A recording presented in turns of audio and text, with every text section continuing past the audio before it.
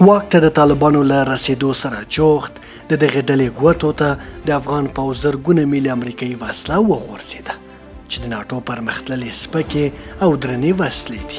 خو د ملي کارونې پر ځای بیا دا وسله په پریمانه پیمانه پاکستان ته قاچاق کیږي. تازه د پاکستان د ګمرک مسؤلینو له افغانستان سره په پوله کې لسګونه میله قاچاق شوې وسلې نیولې دي چې ټولې امریکایي M14 او M4 ټوپکونه دي.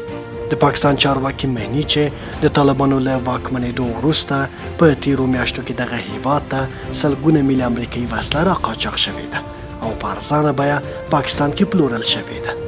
له افغانستان څخه تر ډېر امریکایي M4 ټوپکونه او ګلاک توپنچې قاچاق کیږي، ځکه دغه وسله په پاکستان کې کم پیدا او د پاکستاني حکومت په ګډون اخیستونکي زیات دي. دا ډول وسله په تیر نظام کې د افغانستان ځانګړو ځواکونو کاروله او د دغو وسلو پر مټ خاص شپني او پیچلي عملیات ترسره کول. د پاکستان د وسلو جوړونې لویې فابریکې هم معنی چې په تیرو 4 میاشتو کې بازارونه خراب شوي دي، ځکه چې له افغانستان څخه ډېره وسله په قاچاق ډول پاکستان ته راځي او هلته خرڅېږي. د پاکستان حکومت وایي چې له بلوچستان سره د افغانستان د پولې په اوږدو کې هم په ورځني ډول د پخوانیو افغان پوځیانو وسلې قاچاق کیږي.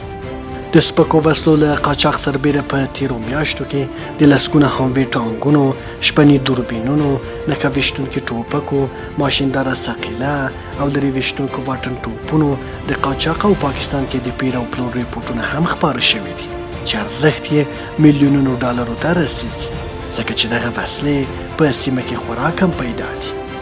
له تیر نظام څخه د افغانستان تر ټولو لویه پاتې شتمني د پوځ وسلې او تجهیزات دي چې له بده مرغه دغه ستر پوځي قوت بیا ځلې له لاسه ووځي.